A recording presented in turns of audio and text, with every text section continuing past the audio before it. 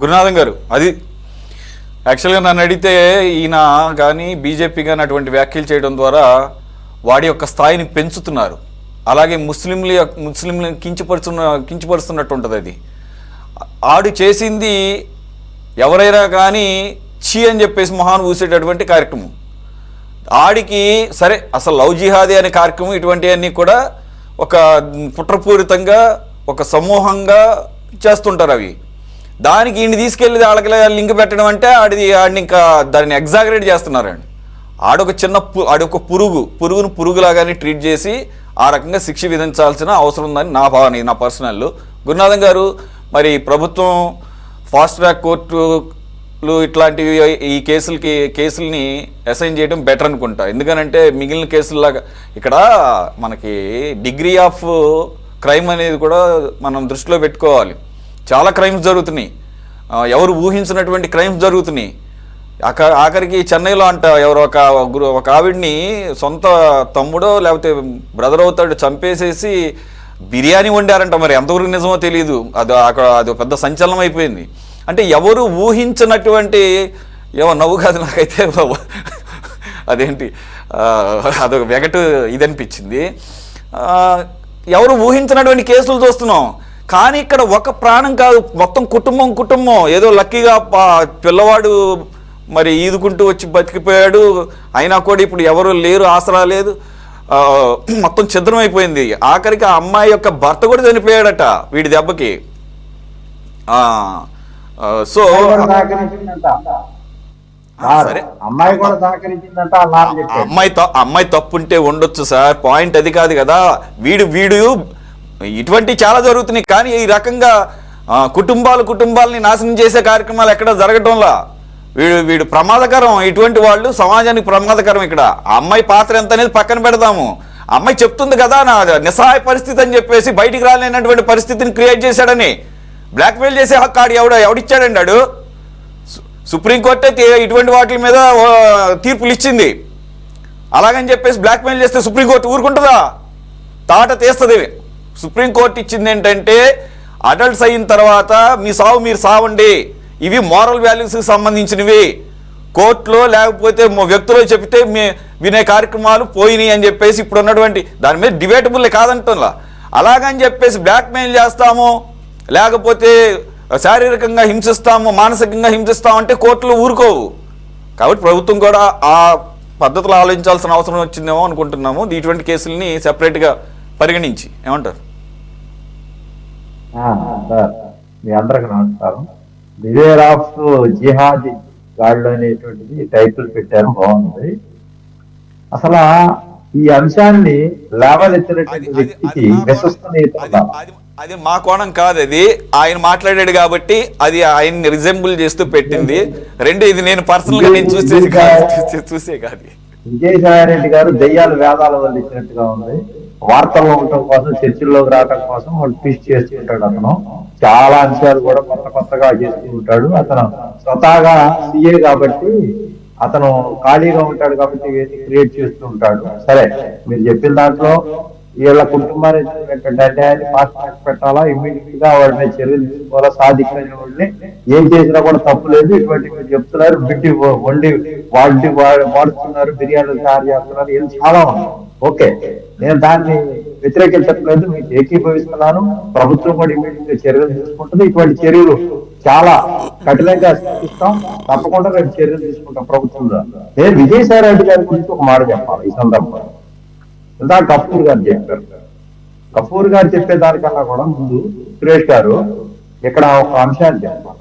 2024లో government వచ్చిన తర్వాత Telugu Desam party ఢిల్లీలో ఒక నెల రోజులు పట్టుమని గవర్నమెంట్ వచ్చినటువంటి రోజుల్లో జగన్మోహన్ రెడ్డి గారి ఢిల్లీలో జంతర్ మంతర్లో ఇక్కడ అంత శాంతి భద్రతలన్నీ కూడా క్షీణించిపోయినాయి అని చెప్పి అసలు రాజకీయంగా ఎంత అనామకుడు కూడా ఆ విధమైనటువంటి చర్యలు చేయడు. అక్కడ ఢిల్లీలో ఒక పెద్ద ధర్నా పెట్టి ఆ ధర్నా నేపథ్యంలో ఇక్కడ ఆంధ్రప్రదేశ్ లో శాంతి అనే అమ్మాయి, ఒక ఎరుకుల గిరిజన మహిళ, ఆమె టాప్ లో సెలెక్ట్ అయినటువంటి నేపథ్యంలో కమిషనర్ గా ఉంటున్నటువంటి అసిస్టెంట్ కమిషనర్ గా దేవాదాయ ధర్మ శాఖ ఇతను విశాఖపట్నంలో అక్కడ ఉన్నటువంటి ప్రేమ సమాజం భూములన్నీ కూడా ఆమె ద్వారా ఆక్రమించుకుని వైఎస్ఆర్సీపీ పార్టీలో కొన్ని వేల కోట్ల రూపాయలు దందా చేశారని స్పష్టంగా అభియోగాలు ఉన్నాయి. దాని మీద ఇతను కూడా ఢిల్లీలో ఉన్నాడు. నేను అప్పుడు నా తెలుగుదేశం పార్టీ శ్రేణులందరూ తీసుకొని నేను ఢిల్లీ పోయి జంతర్ మంతర్లో నాకు పర్మిషన్ ఇవ్వమని అప్లై చేసి నేను అక్కడ అతనికి వ్యతిరేకంగా ప్రతిచర్యగా ధర్నా చేశాను. ఈ యొక్క మదన్ అనేటువంటి కుటుంబాన్ని, శాంతి అనేటువంటి కుటుంబాన్ని చిన్నాభిన్నం చేసినటువంటి వ్యక్తి అక్కడ ఇంకొక వ్యక్తిని తీసుకొచ్చాడు. ఎవరైతే ఇంకొక రెడ్డి అతను బినామీ ఉంటాడు, సుభాష్ రెడ్డి, అతన్ని తీసుకొచ్చి అతనితో పెళ్ళయిందని చెప్పి కట్టుకథలు చెప్పి ఈ సమాజాన్ని ఒక విధమైనటువంటి తల్లి సమాజాన్ని మభ్య పెడతాడు. ఆ నేపథ్యంలో నేను ఢిల్లీ పోయి నువ్వు విజయసాయి రెడ్డి గారిని బర్తరఫ్ చేయాలా, పార్టీ నుంచి సస్పెండ్ చేయాలా, నువ్వు ఎర్లీగా ఇక్కడ వచ్చి తెలుగుదేశం పార్టీ విఫలమైందని చెప్పి నువ్వు మాట్లాడుతున్నటువంటి విషయాలు వెనక్కి తీసుకోవాలని చెప్పి నేను అక్కడ పోలీసులు నన్ను అరెస్ట్ చేస్తారన్నా కూడా నేను ధర్నా చేశాను జంతర్ మంతర్.